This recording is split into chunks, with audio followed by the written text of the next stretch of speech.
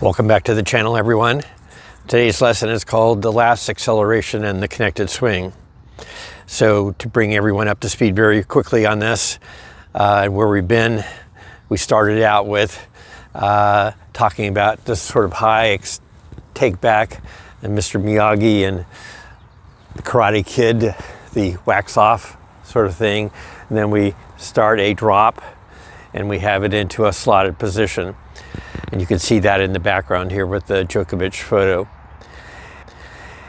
And then from the slot, we have the first move out of the slot, which is this movement with the rack of the head trailing our pulling hand as we move out to the right initially, just for a few fractions of a second really, but it's an important movement that we don't want to miss. And then the master move, which is both lowering the racket head from the hand and the supination of the forearm, so that if the forearm pit is pointed towards you at the camera with pronation, supination is just the reverse. It's now the pit of my elbow is pointed up. So we're laying the racket back and keeping the lag intact as we move out into the swing circle at the turn of the swing. And you can see that again with Djokovic in the background. So today, we're going to be talking, and we talked a little about it last time with the Bruce Lee swing, is the last phase from the turn of the swing when the body and the non-hitting arm has started to pivot our body towards the opponent finally. We kept our lag, and now we're going to really fully release this racket on edge in this windshield wiper action, coming up into contact.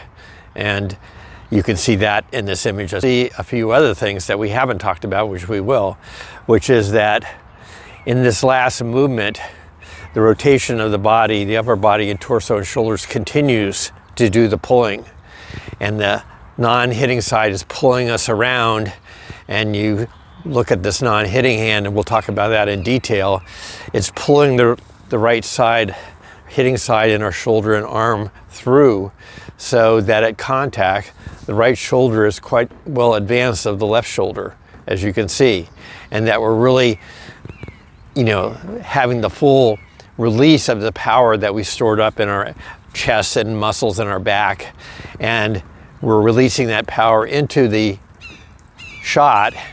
And then as we come into contact, we're also typically pronating the forearm, increasing the vertical acceleration and rise through contact that's going to give us both power and spin. And you can see that in the background as well on the Djokovic. And because we're releasing this freely and we're not steering it and manipulating control, there's going to be a continued acceleration right through the first part of contact. And we see it in the background as well. And so all of these ideas about controlling this and catching the racket after it goes through contact, we'll see the reasons why they should be thrown out the window, and that this should be a blazing fast and full release of the racket. So those are the issues that we'll be covering and more in the next couple lessons, but this one in particular, the last acceleration, and how this arm stays connected in this swinging action, this rotating action, and how it doesn't get away from us. We can lose the swing easily in this last acceleration phase, and we don't want to do that. So it's appropriate that we spend a couple lessons and quite a bit of time on this phase of the swing, because it is the most critical phase of the swing. This is everything that we'll ever learn about the swing has to come into play in this last fraction of a second.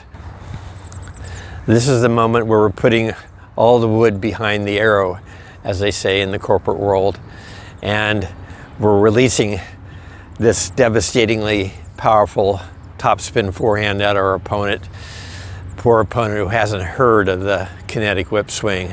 Let's get started.